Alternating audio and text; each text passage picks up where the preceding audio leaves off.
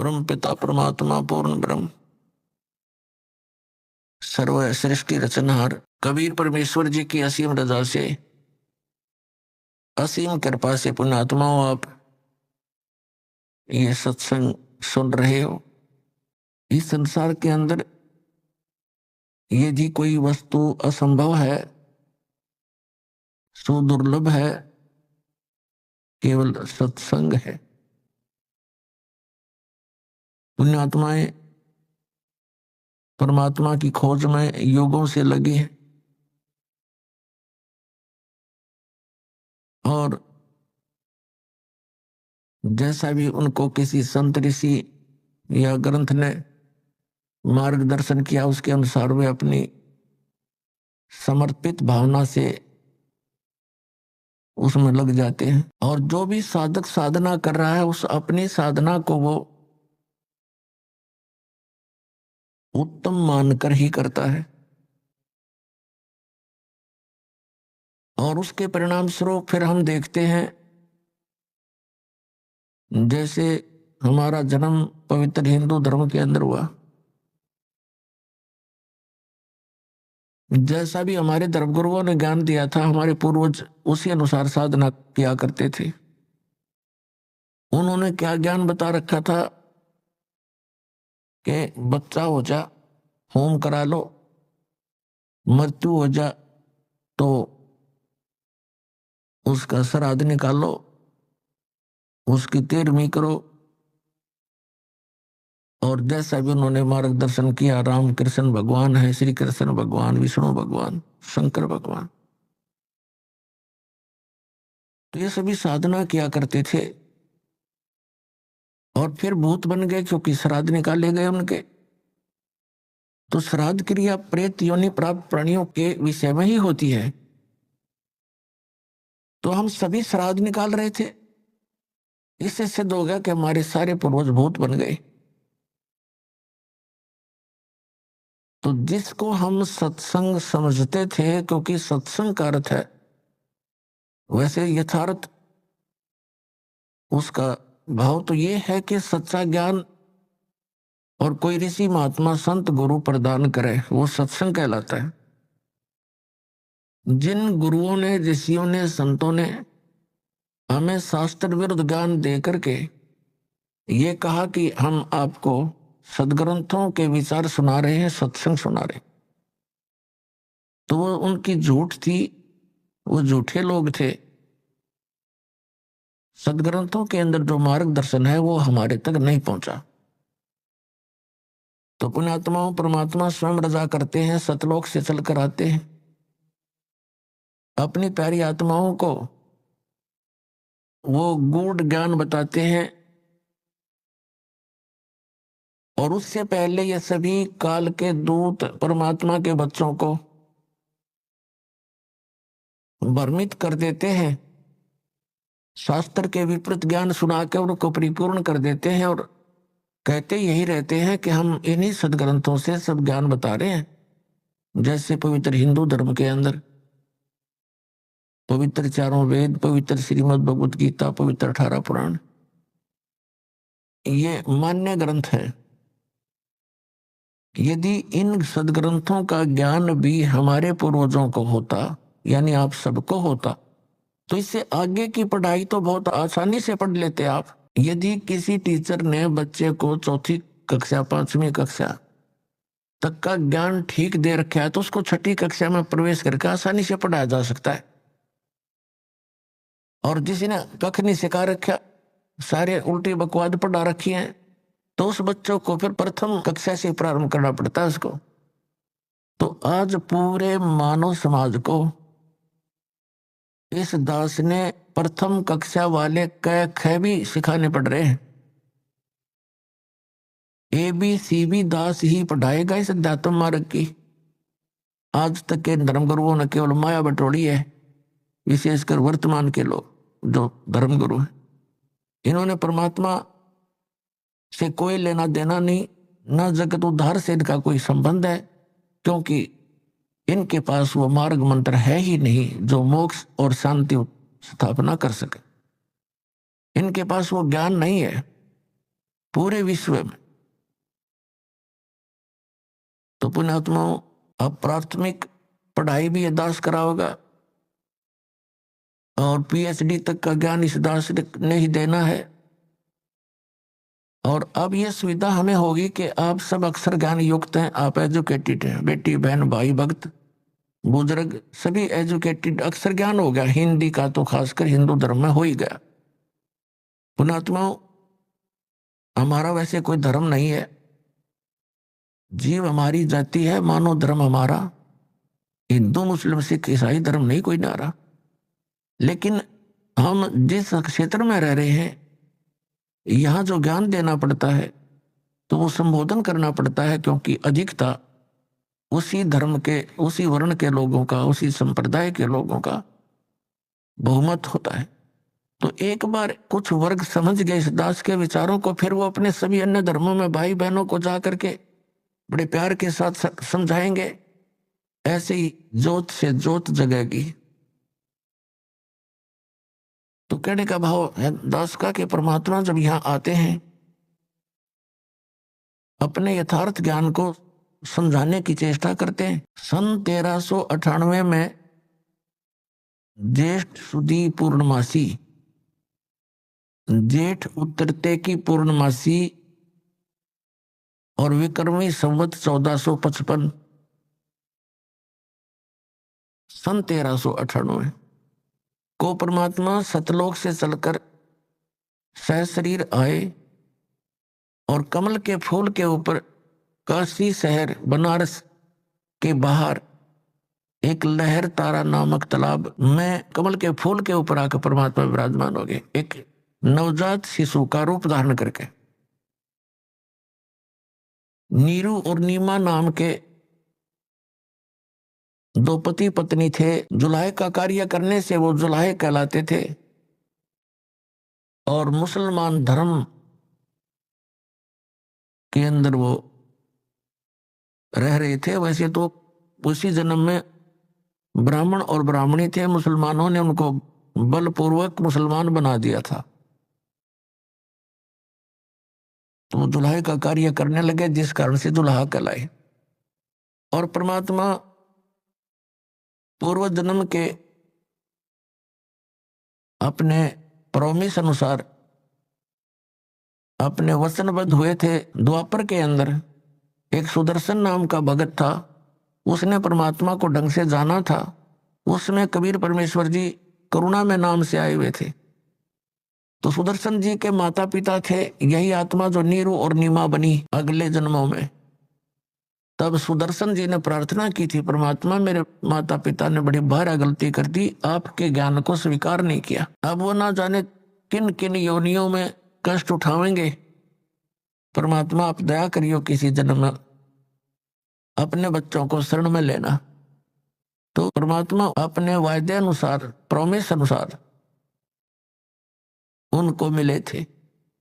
नीरू नीमा अर्थात ये जुलाहा दंपति स्नान करने के लिए उस सरोवर में पहुंचे। सुबह ब्रह्म मुहूर्त में वहां बच्चे को पाकर वो घर ले गए। अब संक्षिप्त में सुनाऊंगा, ज्यादा विषय और है आज हमारा। और वहां जुलाहे के घर प्रवेश की लीला होने के कारण वो परमात्मा जुलाहा कहलाए, जुलाहे का कार्य करने लगे। तो पुण्यात्मा, वो परमात्मा ही हमें आकर यथार्थ ज्ञान देता है। अब उस परमेश्वर ने इसलिए वहां उस समय जुलाहे के घर में आना अनिवार्य जाना, क्योंकि वो तो परमात्मा है, हम तो जीव बुद्धि हैं। अपने बुद्धि अनुसार हम विवेचन कर रहे हैं। परमात्मा ने ये जाना कि शूद्र जाति उस समय बहुत ही अछूत माने जाती थी और एक धारणा बनी हुई थी कि भक्ति मार्ग का काम तो ऋषि ब्राह्मणों का ही होता है और यही पार हो सकते हैं, यही भक्ति कर सकते हैं।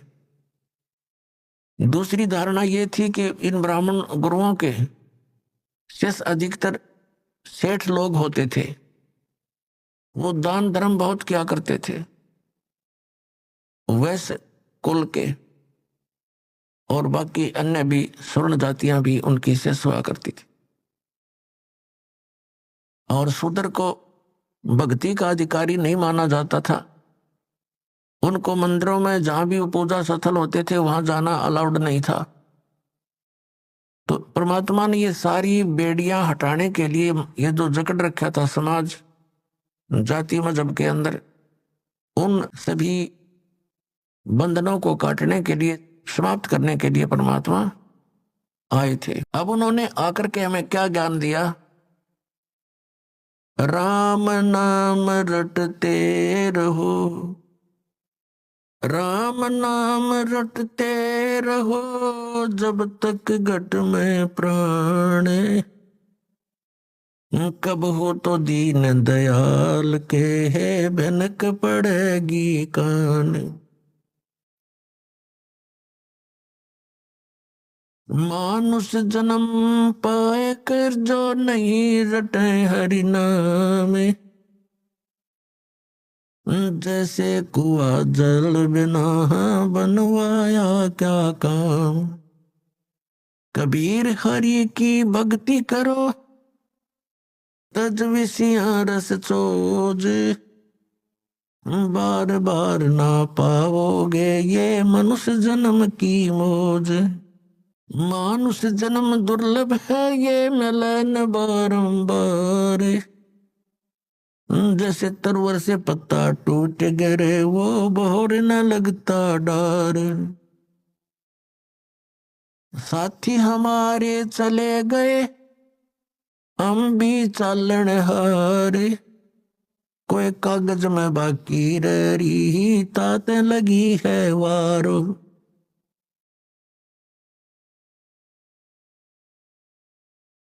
पतझड़ आवत देख कर बन रोवे मन माही, ये ऊंची टेनी पात थे अब पीले हो जाही। पात झड़नता यूं कहे सुन भई तरवर राय, अब के बिछुड़े नहीं मिले न जाने कहाँ गिरांगे जाए। तरवर कहता पात से सुनो पात एक बात, यहाँ की यह रीति है एक आवे एक जात। अब परमात्मा ने कितना मार्मिक तरीके से इस भोली आत्मा जो काल की भांग पिए पड़ी है, कितने मार्मिक ढंग से समझाया है। एक पत्ते और वृक्ष और वन का उदाहरण दिया है।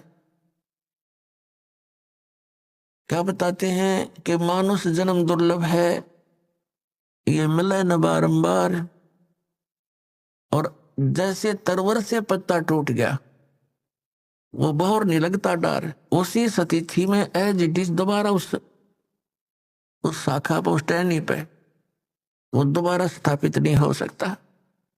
ठीक इसी प्रकार परमात्मा हमें समझाने की चेष्टा करते हैं कि आप जिस संसार और इस परिवार को, संपत्ति को, शरीर को अपना मान करके यहां बिल्कुल स्थायी होकर बैठे हो, ये ऐसी स्थिति है आपकी जिस दिन आप इस टहनी से टूट गए फिर उस घर में उसी स्थिति में दोबारा आप स्थान नहीं पा सकते। अब क्या बताते हैं कि एक व्यक्ति जो भक्ति नहीं करता, देखो परमात्मा का नाम लेकर भी हम काम वही करेंगे लेकिन बुराई नहीं करेंगे, केवल करते हुए कर्म करेंगे। तो उसके लिए परमात्मा हमें याद दिलाते हैं कि आज आप अपने परिवार में कितने प्यार से रह रहे हो, कैसी ममता आपकी अपने बच्चों में है, आपके मकान में है, रिश्तेदारियों में है, और एक सेकंड में मृत्यु हो जा, ये तो हो रही है, रोएगी। अब इसको, इस सच्चाई को हम अनदेखा करने की चेष्टा करें तो वही बात है कि बिल्ली को आते हुए कबूतर आंख बंद करके बैठ जा कि मुझे दिखती नहीं, उसकी आंखें बंद कर देने से वो बिल्ली टल नहीं गई, उसकी अपनी अज्ञान सोच है, वो तो उसने दौड़ धाक उड़ जाना चाहिए था, बच सकता था। तो ऐसे ही ये एक मौत यानी ये स्थिति है आपकी। हम इससे बहुत कतराते हैं और ये फिर भी आके ही रहती है मृत्यु। तो इससे बचने का तरीका भी बताया परमात्मा ने। कबीर ये तन जावेगा, सके तो ठहर ला, एक सेवा कर संत की, गोविंद के गुण गा। अब इस प्रसंग को थोड़ा सा बाद में लेंगे, पहले समझाते हैं कि फिर ये जैसे आज सारी व्यवस्था आपके पास है और खूब प्रसन्न है, सभी है, और एक सेकंड में मृत्यु हो जाए, ये क्या था? ये क्या है फिर? ये एक धोखा है। हमारे को मूर्ख बनाने का तरीका अपना रखा है इस काल भगवान ने। अब ये जीव के बस की तो बात नहीं, क्योंकि हम तो बंधे पड़े हैं, हमारे बस की बिल्कुल बात नहीं। इसके लिए परमात्मा ने तरीका बना बताया है। उस तरीके को, उस मार्ग को अपनाएंगे तो हमारा इससे पीछा भी छूटेगा और ये क्रियाएं कर्म भी हमारे जो कर रहे हैं ये भी बहुत सरल हो जाएंगे। अब जैसे किसी ने 5-10 पशु रखे हैं और पहले हाथ से, ऐसे अब भी हम हाथ वाले बहुत से, उसका चारा काटने की मशीनें हैं, गंडासे बोल रहे हैं हमारे यहाँ। तो एक तो वो हाथ से काम कर रहा है और एक उसने पावर का कनेक्शन ले लिया, बिजली का, और मोटर ली रखी, और फिर देख वो बैठा बैठा देख कर वो कट कट कट कट काट रही है, उठा उठा के उसमें रखने हैं। और एक जो 2-3 घंटे का काम 20 मिनट में कर हो जाता है। तो इस प्रकार हम जिस अपने परिवार की गाड़ी को स्वयं खींच रहे हैं, उसके लिए इस परमात्मा ने कहा कि तुम इस पर मोटर दरवा लो और बहुत आसानी से रखी जाएगी, और फिर देखना आप भी बैठी हो अंदर और फिर गाड़ी चलेगी। तो हम सभी अपने हिसाब से अपने गाड़ी को खींच रहे हैं। परमात्मा का कनेक्शन मिलने के बाद आपको पावर मिल जाएगी, वो मोटर मिल जाएगी जो उसने बैठा घुमाएगी, चलाएगी अपने आप। तो वो काम भी हल्के होंगे, जिनको हम नहीं कर सकते उसको पावर करती है। तो इस प्रकार वो साधना, वो विधि जिससे उस पावर की यानी परमात्मा की शक्ति आपको प्राप्त हो, जिससे आपकी संसार रूपी परिवार रूपी गाड़ी भी ठीक से चले, तो वो दास आपको बता रहा है। और ये अभी तक किसी को प्राप्त नहीं हुआ, और जिस कारण से हम भगवान की खोज में लगे हुए भी फिर भी उतना ही संघर्ष, उतनी समस्या हमारे घरों पर, शरीर पर बनी रही, क्योंकि हमें वो पावर का कनेक्शन मिला नहीं। और जहां से हमने कनेक्शन ले रखा था उनका पीछे से कहीं पावर हाउस से कनेक्शन नहीं था, वो झूठ बोल रहे थे, वो नकली थे। तो पुण्यात्मा प्रसंग चल रहा है कि परमात्मा ने क्या बताया, जैसे एक पत्ता टहनी से टूट कर नीचे गिरता है, और वो गिरता हुआ क्या कह रहा है, पात जड़नता यूं कहे, सुन भई तरवर राय, अब के बिछुड़े नहीं मिले, न जाने कहाँ गिरेंगे जाए। उदाहरण दे रहे हैं भगवान कबीर परमात्मा आप जी, और हमारे को सतर्क कर रहे हैं कि आप जिस भरे पूरे परिवार से जब यहां से चलोगे, मृत्यु का समय निकट आवेगा। किसी भी कारण से हो सकता है, जैसे कोई रोगी हो जाता है, साध्य रोग हो गया, कैंसर होगी या कोई और बीमारी होगी, परमात्मा की भक्ति कर नहीं रहा वो प्राणी, तो वो मरते समय ये कहा करे, हे भगवान ये पता नहीं कहाँ ठिकाना होगा। तो भगवान याद दिलाते हैं कि एक परिवार को छोड़कर जो प्राणी जाता है उसकी स्थिति बहुत भयंकर होती है, उसकी ममता, उसकी जकड़ उसी परिवार में जकड़ी रहती है। जो भक्तिहीन और ज्ञानहीन प्राणी होता है वो वहीं फिर पशु पक्षी बनकर, कुत्ता कुतिया बनकर उसी गली में सैर सपट्टे करता रहता है। जहां आशा तहां बादशाह होई, मन करम वचन सुमरियो सोई, पात जड़नता यूं कहे, सुन भी तरवर राय, अब के बिछुड़े नहीं मिले, न जाने कहाँ गिरेंगे जाए। अब परमात्मा कहते हैं, हिड़की दे दे रोएगी सुरता, जब तू चल लेगी अकेली। इस आत्मा को सुरता भी, सुरती भी कहते हैं। एक संबोधन के लिए। कहते हैं प्यारी आत्मा, जब तुम पूरे परिवार ने छोड़ के अकेले यहाँ से जाएगी, जब तुम पछाड़ खा खा टक्कर मार मार रोएगी डकरा डकरा के, तेरी कोई नहीं सुनेगा। फिर क्या बताते हैं, पात जड़नता यूं कहे सुन भाई तरवर राय, अब के बिछुड़े नहीं मिले ना जाने कहाँ गिरेंगे जाए। अब क्या बताते हैं परमात्मा के,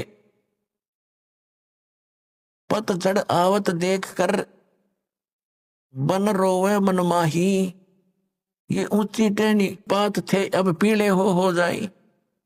जब पतझड़ आती है, बसंत ऋतु आती है, उसमें क्या होता है कि पहले के जितने भी पत्ते होते हैं वो सभी पीले होकर के और वृक्षों से टूट टूट कर नीचे गिर जाते हैं। अब कहते हैं उस समय वो वन रोता है अपने मन में कि ये क्या बनी इनके साथ, ये सभी निकल के टूट टूट के गिर गए सारे। जहाँ 1 वर्ष तक उन मस्ती मार रहे थे, फटफट फटफट करते थे हवा के झोंकों में, कितने अच्छे लगते थे। तो ये वन संसार है और हम इन टहनियों पर चिपके हुए पत्ते हैं।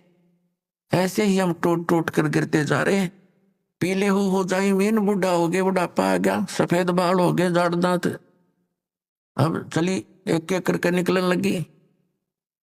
तो समझो अब इस तरवर से टूट कर गिरने का समय आ लिया और इसका ये भी नहीं पता कब समय आ जाए। वैसे तो अंदाजा हम सभी लगाए बैठे, अप्रोक्सीमेशन कि 90 80 100 वर्ष तक तो जी ही जाते हैं। अब जैसे कोई आज 80 वर्ष का हो गया है तो वो इस आश तक जीवित है, रुका हुआ है कि 100 वर्ष तक तो कहते हैं जी ही जाता है, मनुष्य जीवन बना ही रहता है। और यही आस सबसे खतरनाक है हमारे लिए कि इतने वर्ष तो अभी मेरे शेष हैं, इसलिए तो टिका हुआ है ना। तो ये फिर भगवान में दृढ़ता तो लग जाना, इसलिए बकवादों में लग जाता है। तो यहाँ परमात्मा कहते हैं यह भूल भी सत्संग से समाप्त होगी आपकी। परमात्मा कहते हैं मौत भूल गया बावड़े, ये अचरज किया कौन, और तन माटी में मिल जाएगा जो आटे में लौण। तो मौत को भूल गया, यह गफलत किया बैठा इसी कारण से तुम चोरी करता है, बकवाद करता है, डाके मारता है, मिलावट करता है, रिश्वत लेता है और बड़ी बड़ी कोठी बनाता है, तुझे मौत याद नहीं है। और परमात्मा याद दिलाते हैं कि वो ऊंची टहनी पात थे वो पीले हो जाई, पात जड़नता यूं कह सुन भी तरवर आए, अब के बिछड़े नहीं मिले ना जाने कहाँ गिरेंगे जाए। फिर तरवर कहता पात से, अब जैसे जो कोई व्यक्ति मृत्यु के निकट हो, कुल के लोग आसपास आकर बैठ जाते हैं और उसको फिर सांत्वना देते हैं, भाई यहाँ तो सभी ने जाना है, चिंता कर ले चाहे ना कर ले, ये बाकी बच रहे इनकी भी मृत्यु होनी है, पीछे देख ले कोई रहा नहीं। तो इस करके उसका थोड़ी दृढ़ता पैदा करने के लिए ये बातें चलती हैं, लेकिन उनसे होता कुछ नहीं। जब तक प्राणी पूर्व पहले से परमात्मा के चरणों में नहीं लगा होता, उसके वो बातें असर भी नहीं करती। पहले से भक्ति में लगा हो, भक्ति की शक्ति से, भक्ति की कमाई से, मंत्र की कमाई से, उस समय उसको थोड़ा बहुत अगर कोई डगमग होता है परिवार को देखकर, तो उसको याद दिलाने से वो तुरंत दृढ़ हो जाता है, क्योंकि उसकी नींव मजबूत हो चुकी है। तो फिर वो तुरंत भूल जाता है संसार को और मालिक में सुरती लगा लेता है। और भक्ति और ज्ञानहीन प्राणी तो फिर कितना कुछ कह ले, उसका असर नहीं होता, उसकी सुरती वहीं जकड़ी रहती है। अब तरवर कहता पात से, सुनो पात एक बात, यहाँ की यही रीति है, एक आवे एक जात। अब जैसे वो पतझड़ के समय टहनियों से पत्ते टूट टूट के गिर गए, पहले वाले तो गिर गए, खत्म हुए, कोई गंदे नाले में पड़ा, कोई पर पशुओं के पैरों नीचे कट के नष्ट हुआ, और तुरंत फिर कोपल फूट आती है, नए पत्ते 10 से 15 दिन के बाद हरा भरा हो जाता है वो पेड़ है। और फिर वो कुछ वो जो पत्ते नए नए आए हैं वो 1 वर्ष वो नाच कूद लेंगे, फटफट फटफट कर लेंगे, फिर वो ऐसे ही स्थिति में जाएंगे। तो परमात्मा हमें याद दिलाते हैं इस उदाहरण के माध्यम से कि तरवर कहता पात से, सुनो पात एक बात, यहाँ की यह रीति है, एक आवत एक जात। दादा की टिकट कट की पोता तैयार हो गया, अब 50 60 70 साल पाछे पोते की टिकट कटेगी, रहना कोई नहीं। तो परमात्मा हमें याद दिलाते हैं रहना नहीं देश बिराना है, ये अपना लोक नहीं है, ये देश रहने का नहीं है।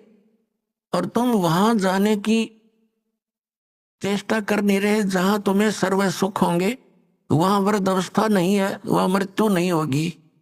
बताओ, इतना बढ़िया स्थान है, आप उसको ग्रहण करना नहीं चाह रहे क्योंकि आपको ज्ञान नहीं, आपको यह विश्वास ही नहीं है कि ऐसा कोई लोक है। क्योंकि नकली संतों ने और इन पंथों ने भट्ठा बैठा दिया भक्ति मार्ग का, नामो निशान मिटा दिया। महिमा गाते हैं सतलोक और सचखंड की, और वहां की व्यवस्था बताते हैं वहां तो प्रकाश ही प्रकाश है, चेतन ही चेतन है। तो उस प्रकाश में हम के टिंडे लाएंगे जाके, वहां कुछ भी कोई नहीं है। अकल है, देखो ये ज्ञान है कोई। जहां कुछ भी नहीं है कैसी रुचि बनेगी वहां जाने की। कहते आत्मा उसमें से मिल जाती जैसे बूंद समुद्र में। कोई बात है कई प्रमाण ऐसा परमात्मा के ज्ञान में। तो वहां पूरी व्यवस्था है, उसकी तो यार नकल है, डुप्लीकेट माल है ये सारा यहाँ का, एज इट इज सृष्टि है। और लेकिन वहां का जो मटेरियल है, वहां का जो पदार्थ है, वो अमर है, वो नष्ट नहीं होते। जैसे एक सैंपल है वहां से, गंगा का जल सतलोक से आया हुआ है। इसके विषय में ना ब्रह्मा को पता, ना विष्णु को, ना इन ऋषि पेशियों को, ये तब बहुत नीचे सतर की कहानी है इनकी। तो ये परमात्मा ने एक सैंपल भेज रखा है कि हमारा मटेरियल ऐसा पदार्थ है वहां पर। इस गंगा के जल को आप कहीं रख लो उठा के, इस साइंटिस्टा ने शर्म मार कर देख लिया, इसका कोई लक्षण ढूंढ नहीं सके किस कारण से आई है। परमात्मा की महिमा को साइंस क्या समझ सकती है? यह साइंस परमात्मा के मटेरियल से बने हुए साइंटिस्ट भगवान भूल गए, नास्तिक बनने लगे। तो इस कलयुग में हमें एक सबसे बड़ी खुशी और सहयोग इस शिक्षा का ये है कि हम भगवान पहचान सकते हैं, अन्यथा इसकी कतई जरूरत नहीं थी। इससे क्या बना लिया, परमाणु बम बना लिया, हवाई जहाज बना लिए, कार बना ली, सारे दिन फुर फुर, और शांति एक पल की भी नहीं। जहां माया का प्रवेश है वहां शांति नहीं हो सकती, ये अपना पल्ला गांठ लगा लेना। अंगारों पर बैठकर हम शांति ढूंढ रहे हैं, भूतल पर भी पैर रखे हैं और हम सोच रहे हैं अब शांति होगी, हमें ठंड मिलेगी। तो माया तो भूगोल समझ लो, ये अंगारे हैं, और जिसके पास ज्यादा है उतने ही ज्यादा अंगारे उसके पास है। कभी सपने में भी उसको सुख नहीं हो सकता। और जहां भक्ति है, परमात्मा साथ है, फिर इस माया को भी परमात्मा अपने हिसाब से सेट कर देंगे। उसके लिए परमात्मा कहते हैं माया दासी संत की भगत की, और उभय दे आशीष विलसी और लातों छड़िया सुमर सुमर जगदीश। जब हम परमात्मा की शरण में आ जाएंगे, सतनाम का सच्चे नाम का जाप करेंगे, ये माया आपके चारों तरफ पड़ी रहेगी, लेकिन फिर हमने इसकी आवश्यकता ना रहे। अब जैसे हम शराब पीते थे, बीड़ी पीते थे, यानी हम दास नहीं पीता था, उसे बता रहा हूं, बीड़ी बैड़ी कभी नहीं पी। लेकिन जैसा भी जो भक्त आए हैं शरण में, शराब पीते थे, तम्बाकू प्रयोग करते थे, लंबी लंबी सिगरेट ला के टोर दिखाया करते थे, मांस खाते थे, और 100 तरह की लोग दिखावा ड्रामे करते थे। ये सारे छूट जाएंगे इस भक्ति मार्ग में, ये प्रतिबंध लगाए जाते हैं। तो वह माया जो वेस्ट जाती थी, एक शराब पीने वाला, उसका तो एस्टिमेट नहीं लगा सकते एक दिन में कितना नाश कर दे। एक सिंपल सी बीड़ी और तम्बाकू प्रयोग करने वाला, सिगरेट पीने वाला कम से कम 20-30 रुपए डेली बर्बाद कर देता, बल्कि आज तो ज्यादा हो गए होंगे।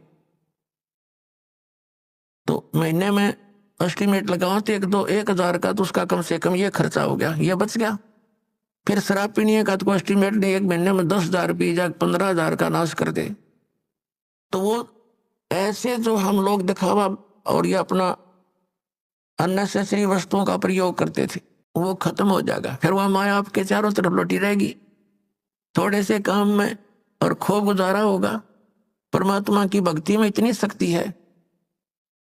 जैसे पहले हम देखा करते थे, एक सेठ था, उसका लड़के के पेट में दर्द हो गया, और ऐसा ही पीड़ा होगी, अचानक ले गए हॉस्पिटल में, प्राइवेट हॉस्पिटल में, जो उनका जानकार था। उसने फटाफट उसने अपने देखा जल्दी, भाई इतनी पीड़ा है तो कोई उसने अपनी सोच से ऑपरेशन कर दिया अपेंडिक्स का, ऑपरेशन कर दिया, अपेंडिक्स निकाल दी, पीड़ा जो की तो बनी रही।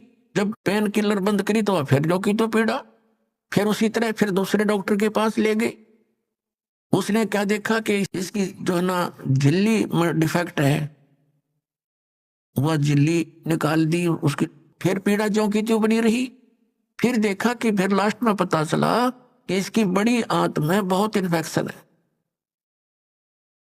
अब कहां से चला था, लाखों रुपया लाग गया, बिरानमटी नौकी नहीं हुई, जब जाकर उसकी जान बची। और 2-3 महीने तक ऐसे बिरानमटी रही। और अब क्या होगा जब भक्ति से हम जुड़ जाएंगे। पुण्यात्मा, इसलिए भगवान की तलाश की जाती है, क्योंकि हम बहुत युगों से पापों का ढेर लगाते आ रहे हैं। पाप के प्रभाव से थोड़ा बहुत हानि शरीर में भी होने लगती है, तो थोड़े ही ट्रीटमेंट में 100 रुपये की दवाई में आप स्वस्थ हो जाओगे, और नहीं तो लाखों लाख का पीछा छूटर मौत भी हो जाए। तो इस प्रकार परमात्मा आपको सहयोग देने लगेगा। ये दास का बहुत बिटर एक्सपीरियंस है इस मार्ग में, क्योंकि तभी इस मार्ग को, परमात्मा के मार्ग को और उसके आदेश को आप तक पहुंचाने की चेष्टा की है कि इससे बहुत लाभ मिलेगा आपको। ऐसा लाभ मिलेगा आप सोच नहीं सकते।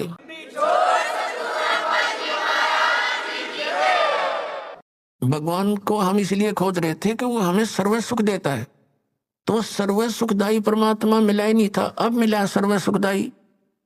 अब ये सुख ही सुख देगा, यहां दुख हो ही नहीं सकता।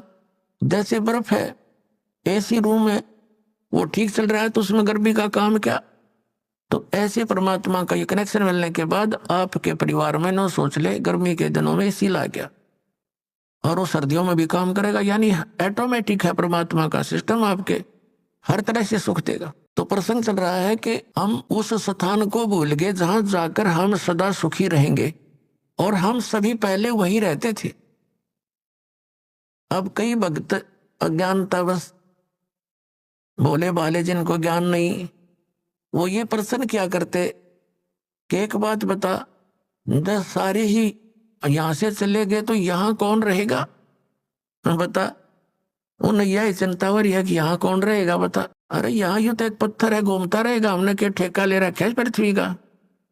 ये मंगल ग्रह, जो चांद और ये सारे धक्के खाने लग रहे, ये फिर जाएगा, हम अपने सतलोक में चलेंगे, ये तो जिसका है वो आप संभालेगा इसने। तो कहने का भाव ये है कि हम इतने रंग गए यहाँ पर।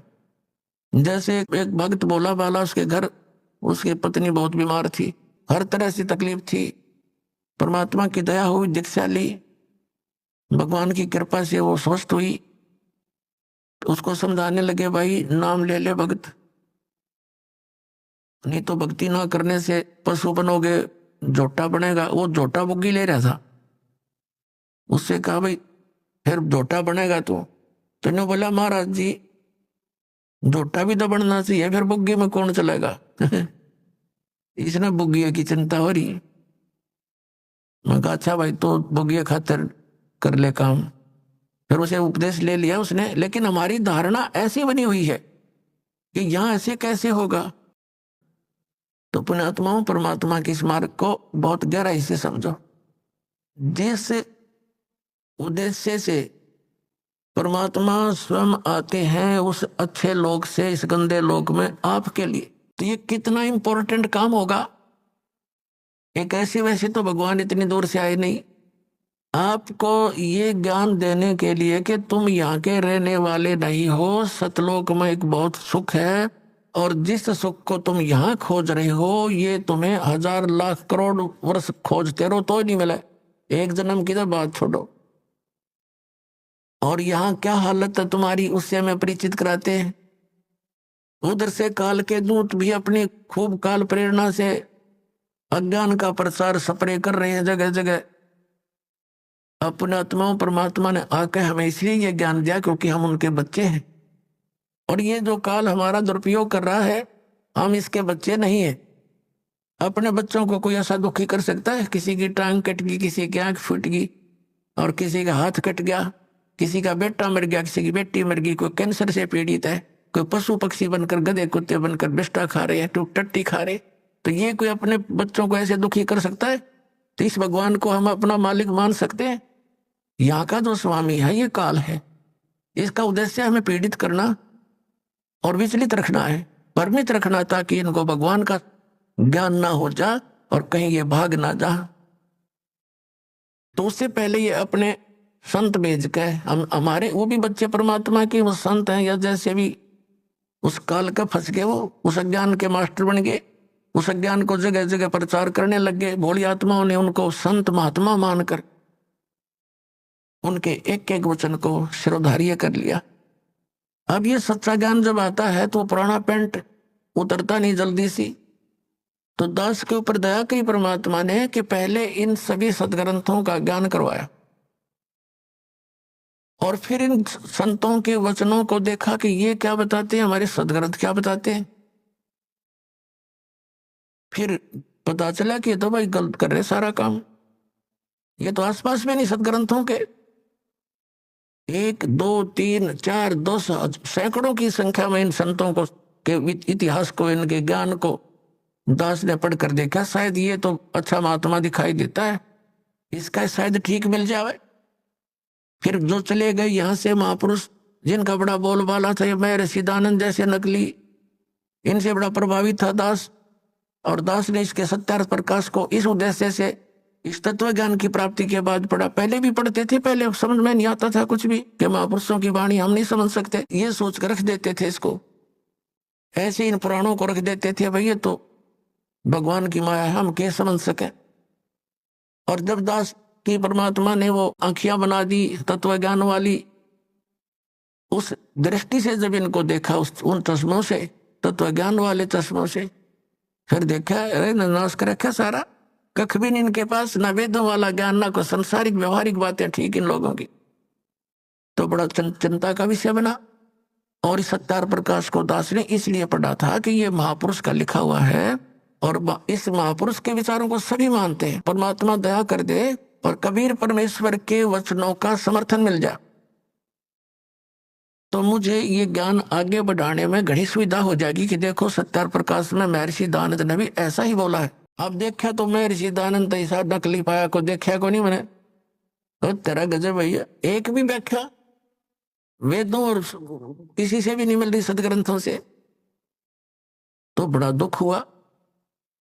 तो इसलिए फिर जनता के सामने रखने शुरू किए कि भाई हमारे सदग्रंथ तो ओरिजिनल नोट हैं और ये डुप्लीकेट नोट हैं इन संतों के जिनको तुम ओरिजिनल मान करके ग्रहण किए हुए हो। अब प्रारंभ में तो दास को बड़ी कठिनाई का सामना करना पड़ा, क्योंकि श्रद्धालु लोग ये कहते हैं कि किसी की आलोचना नहीं करनी चाहिए, अपना ज्ञान बताओ।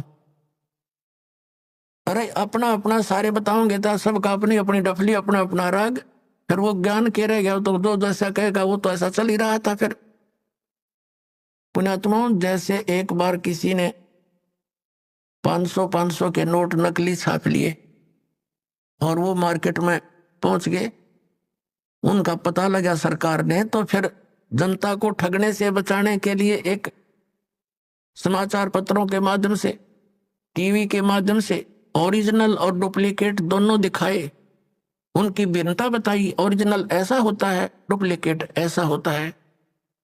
तो क्या सरकार आलोचना कर रही थी? एक महापरोपकार कर दिया ना, लाखों लोग ठगे जाते, गरीब व्यक्ति मारे जाते जिनके 5-7 हजार रुपये होते रोए नकली कागजों में लग जाते।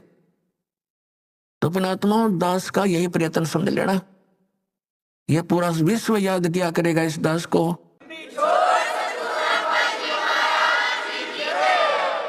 इस सच्चाई को ऊपर लाने के लिए, इस ज्ञान को उठाने के लिए सहयोग तरह कबीर भगवान का, लेकिन दास उसका बैल है और उसी के सहारे से इसको गाड़ी को खींच कर पटड़ी पर चढ़ाया है।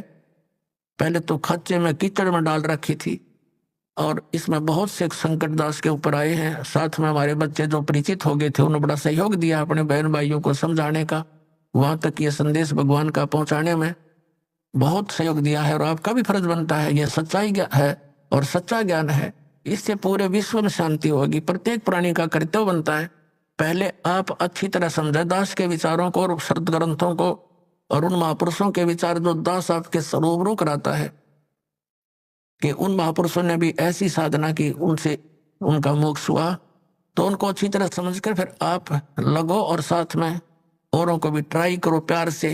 ये मार्ग कोई बलपूर्वक कराने का नहीं होता, ये ज्ञान से होगा।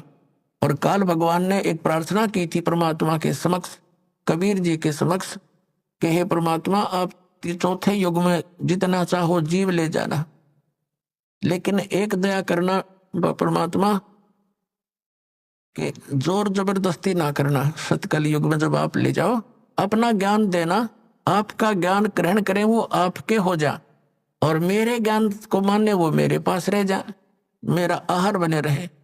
जबरदस्ती ना करना, और अपना ज्ञान समझा के कितने ले जाना। अपना परमात्मा ने कहा था ठीक है भाई, ज्ञान बगैर तो मैं ले ही नहीं जा सकता। पहले ये अगर वैसे भी ले जाऊं तो वहां टेके नहीं, ये फिर आऊंगे वापस। पहले वही ना रहा करते, तो मालिक को मालूम ही था कि ज्ञान से दृढ़ करूंगा इनको, और यहाँ के दुखों से ये छक चुके होंगे, यहाँ की इन कोठी बंगलों से भी ये छक चुके होंगे। आप देख रहे हो विदेशों में बड़ी सुविधा के सारे साधन वैज्ञानिक बना लिए, और वो क्या कहते हैं, नहर के किनारे लौट कर शांति प्राप्त करते हैं। उनको कोठिया ने सारे इंस्ट्रूमेंटा ने छोड़ गए, तो ये पहले हमारे रह रहेंगे, क्यों सिर में दर्द करे वो बीमारी इकट्ठी करी। तो ऐसी शांति होनी वही है, ये तो एक उफान है इस काल का डाला हुआ। ये बना ले, ये बना ले, रिमोट बना ले, इससे सुख हो जाएगा। टट्टू सुख होगा? सुख तो परमात्मा की भक्ति से होगा, आने वाले कष्टों के से बचाव होगा, उससे सुख होगा। तो प्रसंग तो चल रहा है, वही आते हैं। तो परमात्मा ने आके हमें ज्ञान दिया है कि सतलोक के अंदर तुम्हें कोई दुख नहीं, और वहां चलो, वहां जाकर के तुम्हें परम शांति होगी। और अब परमात्मा ने कहा था कि जैसे अपना ज्ञान दे करके आप यहां से ले जाना, जैसे वेदों में प्रमाण है, आपको बहुत बार दिखाया है, समय आने पर दिखाएंगे आज भी, कि वो परमात्मा सतलोक से गति करके आता है। वो 3 प्रकार के शरीर में सभी अपने प्राणियों के, सभी ब्रह्मांडों का वो देखभाल करता है, पालन पोषण, धारण पोषण करता है। एक शरीर है मनुष्य सदृश है परमात्मा, नर नारायण देह है।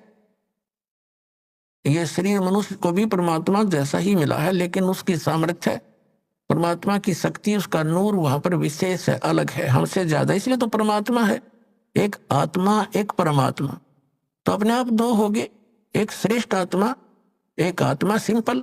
तो ऐसे एक नागरिक है, एक राजा है, शकल दोनों की एक जैसी है, मनुष्य ये दोनों है, लेकिन उसके सामर्थ्य में दिन और रात का अंतर है। ऐसे ही परमात्मा और जीव में समझो, जीव जीव है, एक नागरिक है, परमात्मा हमारा राजा है, वो मालिक है, वो जनक है, हमारा पिता भी है, उसमें सर्व गुण है। तुम्हें माता च पिता तुम्हें बंधु च सखा तुम्हें, तो उसके अंदर सभी गुण है परमात्मा के अंदर। वो सबका भरातर भी वही है, माता यानी जनक भी वही है, पालक पिता भी वही है, बंधु असली साथी भी वही है, और मित्र भी वही है, बंधु यानी भाईचारा वही है। तो काल ने कहा था कि आप अपना ज्ञान देकर ले जाना, परमात्मा जोर जबरदस्ती ना करना। अब जैसे परमात्मा सचखंड से चलकर आता है, वो 3 प्रकार से अपने जीव शरीर की स्थिति में 3 प्रकार के शरीरों में काम करता है। मनुष्य सदृश ही है, जैसे एक शरीर में तो सतलोक में रहता है, स्थायी रूप में, करोड़ सूर्य मिला दे, करोड़ चंद्रमा उसके एक रोमकूप में, इतनी रोशनी है, वो भी फीकी पड़ जा समझो। और तख्त पर विराजमान है, जैसे राजा बैठता ऐसे मुकुट वगैरह धारण करके परमात्मा, ऊपर सफेद छत्र है, सफेद मुकुट है परमात्मा का, सफेद ही सिंहासन है सारा उसका, वहां विराजमान है। और दूसरे रूप में वो क्या करता है, एक तो शिशु रूप धारण करके प्रत्येक युग में आता है, और एक सरोवर के ऊपर कमल के फूल पर विराजमान होता है, वहां से कोई निसंतान दंपति उनको ले जाते, प्रत्येक युग में ऐसी लीला। और फिर वो कंवारी गायों का दूध पीता है, कंवारी गाय दूध देती है, परमात्मा पीते हैं, उनकी परवरिश की लीला ऐसे पूरी होती है। उन कंवारी गायों में दूध कहाँ से आता है? सतलोक से आता है। और फिर ये तो मालिक की दूसरी स्थिति हुई शरीर की, फिर धीरे धीरे बड़े होते हैं, छोटी आयु में ही प्रचार शुरू कर देते हैं, परमात्मा अपने 2 सुदेश से लेकर आते हैं।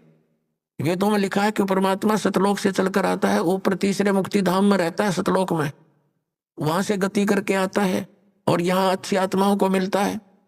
और किस उद्देश्य से आता है? उपदेश करने के लिए, तत्व ज्ञान समझाने के लिए आता है। तो शिशु रूप धारण करके परमात्मा आते हैं प्रत्येक युग में, तो धीरे धीरे बड़े होते अपना ज्ञान का प्रचार करते। ये दूसरी सतिथि। और तीसरी सतिथि में वो कैसे आते हैं शरीर में? जैसे कहीं भी महात्मा के रूप में प्रकट हो गए, जैसे जिंदा महात्मा के रूप में कलयुग में वो अधिक आए हैं। और उस जिंदा महात्मा के रूप में वो कभी भी आकर किसी भी भक्त को, अच्छी आत्मा को मिलते हैं। किन किन अच्छी आत्माओं को मिले? आदरणीय धर्मदास साहिब जी, आदरणीय मलुकदास साहिब जी, आदरणीय नानक साहिब जी, आदरणीय दादू साहिब जी, आदरणीय गरीबदास साहिब जी, गांव छुटानी जिला जज्जर हरियाणा वाले, आदरणीय घीसा दास साहिब जी, गांव खेखड़ा और जिला मेरठ उत्तर प्रदेश वाले। इनको मिले जिंदा महात्मा के रूप में आकर के, और उनको सतलोक लेकर गए सचखंड, और वहां जाकर के उनको फिर वापस छोड़ा, क्योंकि वो दृढ़ भक्त थे। वो दृढ़ भक्तों को मिलते हैं, अच्छी आत्माओं को मिलते हैं, ताकि उसके मिशन में सहयोग दे सके। तो वो स्टेनलेस स्टील थे, जो उनको कह दिया दाता ने, वो फाइनल उनके लिए सारा संसार एक तरफ, वो महापुरुष एक तरफ थे। जैसे आपने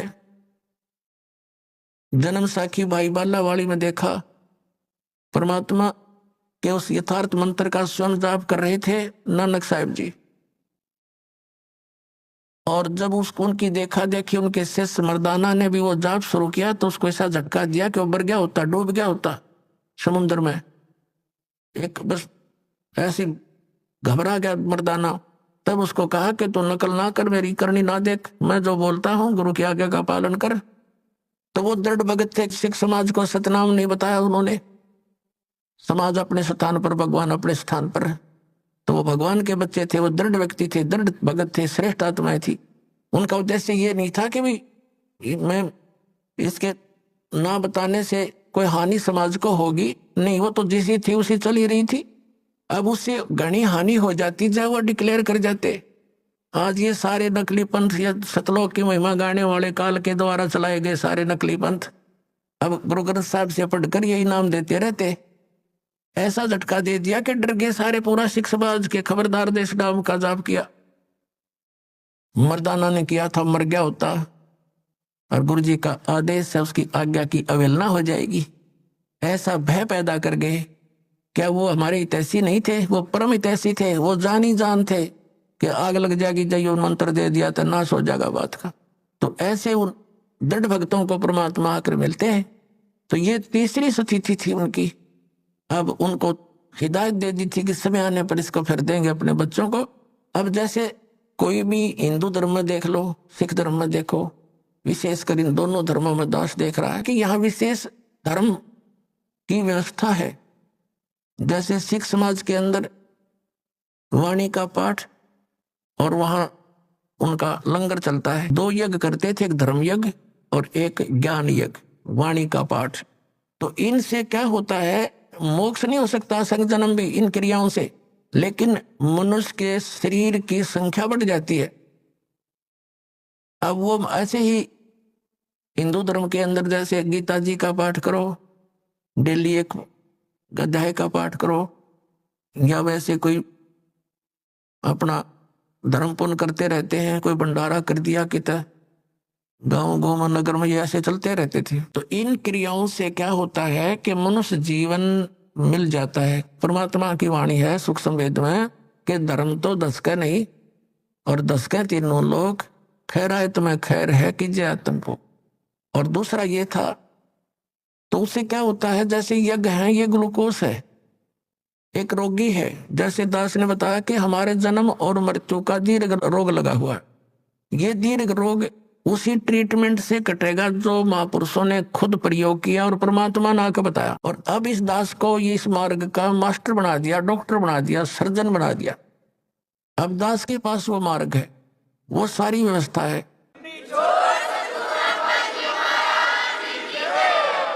और उन महापुरुषों ने क्या किया कि इस पूरे मानव समाज का ग्लूकोस लगा दिया। ग्लूकोस जो होता है, ये रोग नहीं नाश करता, ये शरीर को नष्ट होने से बचाता है, पानी की अक्षति पूर्ति करता है। जैसे सर्जन यानी डॉक्टर कहीं बाहर गया हो, कोई इमरजेंसी केस आ जाते हैं, तो ये कंपाउंडर और दूसरे उनसे पूछते हैं जी ऐसे ऐसे एक मरीज है, क्या करें? तो कहता है इसको ग्लूकोज लगा दो और ये इंजेक्शन लगा दो, तब तक मैं आता हूँ। तो वो घंटे 2 घंटे या अगले दिन भी आता है, तो वो ग्लूकोज लगाने से वो शरीर उसका नष्ट नहीं होता, और आके फिर वो चेक करके उसको जो ट्रीटमेंट देना है वो डॉक्टर देगा, रोग कटेगा उस डॉक्टर के उस ट्रीटमेंट से या ऑपरेशन से, जो भी वो चाहेगा, सर्जरी से। ग्लूकोज उसकी रक्षा करती रही, शरीर का नाश नहीं होने दिया। तो इस मानव समाज को वो महापुरुष ग्लूकोज लगा के इन यज्ञों का ओनली बस ये ट्रीटमेंट नहीं दिया उस समय, क्योंकि कुछ ऐसी स्थिति थी। तो अब परमात्मा ने इस दास को भेज दिया, वो डॉक्टर बना के, वो सर्जन बना के, और आदेश दे दिया। उनको मना कर दिया था सतनाम नहीं देना, दास को आदेश दे दिया कि अब दे सतनाम, और दे दे सार नाम। समय आ गया पिछली पीढ़ी का। बोलो सतगुरुदेव। अब जैसे बात चली है कि ज्ञान देकर ही आप ले जाना अपने बच्चों को, आपका ज्ञान स्वीकार करें आपका। अब जैसे परमात्मा मिले थे हजरत मोहम्मद को, जिससे मुसलमान धर्म चला, अब वो अच्छी आत्मा थी, दृढ़ भक्त नहीं थे वो। अब यहाँ उनके लाखों शिष्य हो गए थे। परमात्मा उनको आए मिले, जैसे वो अपने विधान अनुसार अच्छी आत्माओं को मिलते हैं। गोता मारू स्वर्ग में जा बैठू पाताल, कह कबीर में खोजता फिरूं ढूंढता फिरूं अपने हीरे मोती लाल। हजरत मोहम्मद जी को मिले, हजरत मोहम्मद जी को कहते हम वहां ले गयो सतलोक में, इच्छा रूपी वहां नहीं रहो। उल्ट मोहम्मद मैल पठाया, गुज बीरज एक कलमा लाया, रोजा बंग नमाज दई रे, बिस्मिल की नई बात कही रे। अब जैसे परमात्मा कहते हैं हम हजरत मोहम्मद को वहां ले गए, जैसे नानक साहिब जी को ले गए, गरीबदास साहिब जी को ले गए, धर्मदास साहिब जी को ले गए, और गीसादास साहिब जी को, दादू साहिब जी को ले गए, मुल्कदास साहिब जी को लेकर गए, फिर छोड़ दिए। उन्होंने दृढ़ होकर के भगवान की प्रत्येक बात को स्वीकार किया। उन्होंने तो वही कह दिया था भगवान हमें यहीं रख लो, लेकिन हजरत मोहम्मद वहां नहीं रहे, अपनी मर्जी से बोले नहीं जी मैं तो वहीं ठीक हूँ, और वहां भी मैंने बहुत प्रचार करना है, बहुत अभी तो काम अधूरा रहता है। अब परमात्मा ने सोची चल इसको कुछ राहत दे देते हैं। उसको उनको क्या बताया फिर परमात्मा ने कि रोजा बंग नमाज दई रे, बिस्मिल की नहीं बात कही रे। हजरत मोहम्मद जब पहली बार गए तब तो वो काल तक सीमित थे, पर्दे के पीछे से आवाज आई थी नमाज करो, 50 नमाज करने की कही थी, फिर दोबारा प्रार्थना की, कुछ कम कर दी, फिर और प्रार्थना करी, फिर कम कर दी, लास्ट में 5 बार की नमाज पर फाइनल हुआ था उनका कि 5 बार तो नमाज करना ही करना पड़ेगा। और रोजा में व्रत और बंग आवाज लगाना, है भगवान दया करियो, आवाज लगाकर आवाज ये साधना करना। तो कहते हैं उस हजरत मोहम्मद जी जहां से ये आदेश लेकर आए थे, उसमें भी उस काल भगवान ने भी इनको बिस्मिल करने का आदेश नहीं दिया था। क्या बताया है कि रोजा बंग नमाज दई रे, बिस्मिल की नहीं बात कही रे।